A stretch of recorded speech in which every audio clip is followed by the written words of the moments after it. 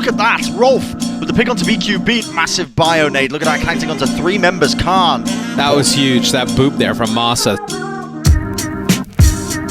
Hello and welcome to the Overwatch League 2021 Player Roundtable presented by Xfinity, the preferred internet provider of the Overwatch League. I'm your host, Custa. We are going to be joined by some incredible support players. Support players rise up. We're taking over. We have Masaa from the Atlanta Reign. Thank you very much for joining us. We got Kaan from the Paris Eternal, and we have Roolf from the Vancouver Titans. Thanks for being here, guys. We're just here to essentially talk about the history of your career, talk about supports a little bit, talk about why we're the best players in the league, and all that good stuff. Did everyone actually start as a DPS player just like me? I was a Tracer one trick when I first started playing the game, and then just like you guys, no one else wanted to play support. Is that everyone's reasons for why we switched to support? We just wanted to play the game. Yeah, that's exactly. I started as a McCree one trick. So we got a Genji one trick, we got a McCree one trick, a Tracer one trick, and Masaa just doing it all. We're main supports, but Roolf, Kaan, you guys are the fortunate ones to be able to play flex support all the time. Very, very jealous. Kaan, you play Baptiste, you play Anna, you play Zen, you play it all. Which one's your favorite though? Used to be Zen, for sure. Kaan! Ooh, Alright! nice. First name Kaan, second name Idge. That's Carnage, Matt! You can just kill everything at some point. You know, you can just hard pop off. But lately, like, the excellence of Anna, like, it's just something different, like you have to be like really good at Anna to like make her work. Yeah, absolutely. Roolf, like, what about you? Because you, as I said, you've been playing Anna since the beginning of times. Yep. Is Anna your number one? I mean, I feel like it changes from a week-to-week basis, like between Zen or Anna. It's like, when I'm playing Anna every day, all day, for weeks at a time, I'm like, okay, I kind of want to play some Zen now. Then it's when it's the other way around, you know, I'm playing Zen for weeks at a time. It's like, okay, can I get some Anna now? All right, well, let's move on. Let's talk about some other guys, because obviously throughout the history of Overwatch, there's been some great support players. Who's the players that like you guys have looked up to? Like in 2018 or 2017, I remember looking up to like Jae-Hong. I remember looking up to Jonak once the league started. Like, who is your like guy that you've always like taken so much, you know, inspiration from? It used to be Jonik for sure. Like 100% Jonik. Like the way he played on Zen, the way his team played around him. Like it just looked very fun. Like he was the reason why I started playing Zen.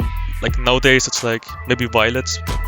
For me, like before I like switched, it was like Jae-Hong. He's still one of the best in the world. Just because of the Ana, beautiful to watch. But like after I made the switch, like Big Goose 100%. I was that man's VOD. Yeah, interesting. Like Big Goose is doing some serious work on the side! I watched his VODs when I joined Giganti. Like they had their old VODs, and I used to watch his VODs to how to play Lucio. What about you, Roolf? Yeah, before Overwatch League, everybody looked up to Jae-Hong. You know, the guy was like insane at Anna. Like he just, I don't know, he just brought so much out of the hero that people just didn't really think of. Same goes for Jonak, Season 1 Overwatch League. Like he like revolutionized, you know, flex support gameplay, and it made a lot of people hate flex support players because everybody wanted to like become Jonak and play like him and just feed the off, you know.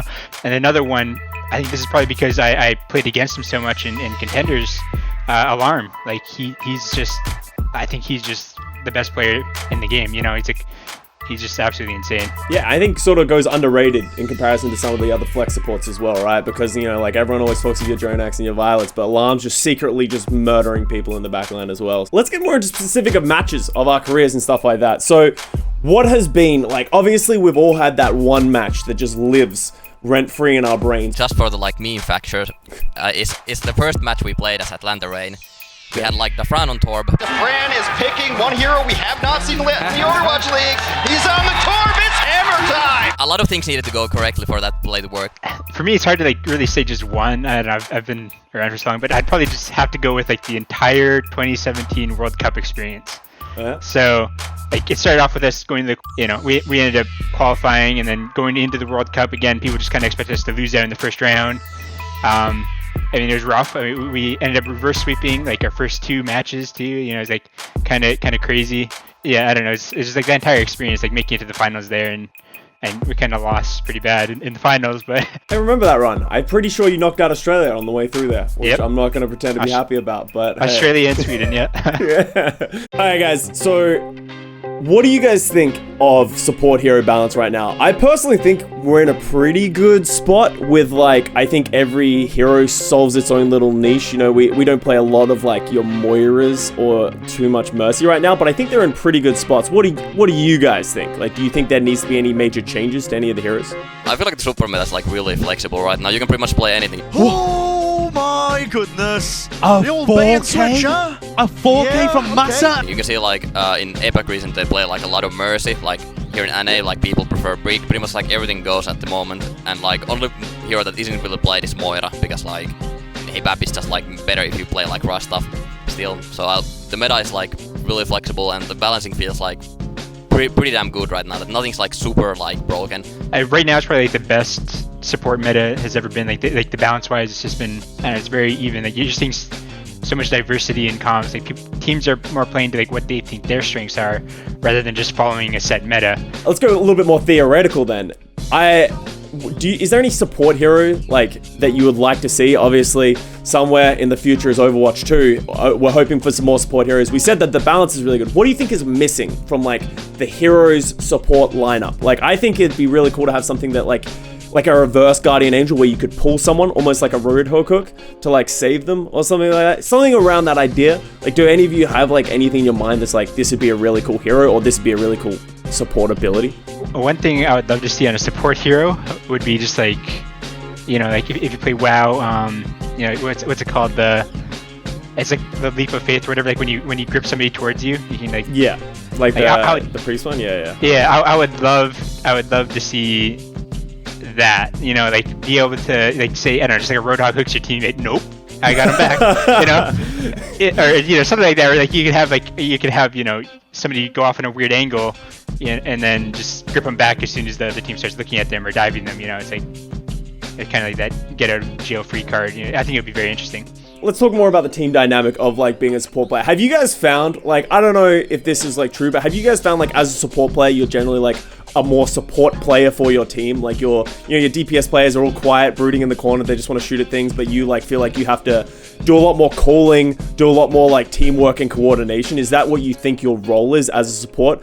I guess maybe Masaa, you could agree with me more as a main support. Yeah, as a main support, like your job is to ult try to like engulf flanks. You're like a lot of in voice. So at least for main support, that's the thing. Like you have to keep up the comms. If someone like is having a bad day, the game is not going your way, you kind of have to pick them up for them too. That like just keep the energy up as much as you can. Alright guys, so all of you now have unfortunately been knocked out of the May Melee. We're looking forward to the June Joust. What are you guys doing as a player, as a team, to just sort of like refocus and try and do, I guess, qualify for the next tournament? So let's start with you, Masaa, because I think you guys had a lot of expectations, I think, coming into this season thus far, but unfortunately fell a little short. Yeah, as a team-wise, like we had a really rough start, but I feel like at the end of the like tournament, we actually started doing much better because like we had a lot of changes to our like coaching style. Vancouver Titans, obviously, you know, wasn't the stage you're hoping for. You know, how are you guys going to turn this around?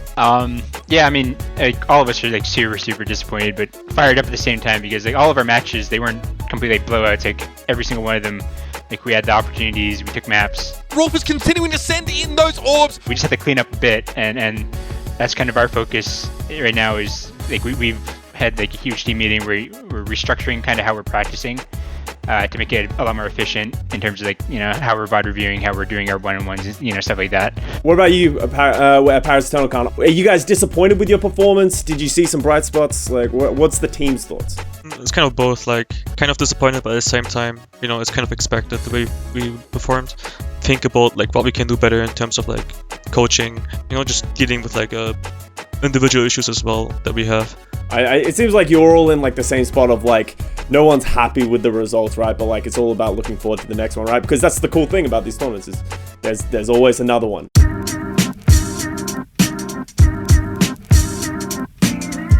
I really appreciate you guys coming on. It's always awesome to get, you know, professional player insights. Is there anything you guys wanted to say to your fans, to the teams, to each other? You're gonna win. We're not gonna lose. Same thing, Roolf. I know you said it a different way, but it's the same thing. I know. Alright guys, and that's a wrap. Big shout out to these guys for joining us. That is going to be it for the Player Roundtable presented by Xfinity. We'll see you next time.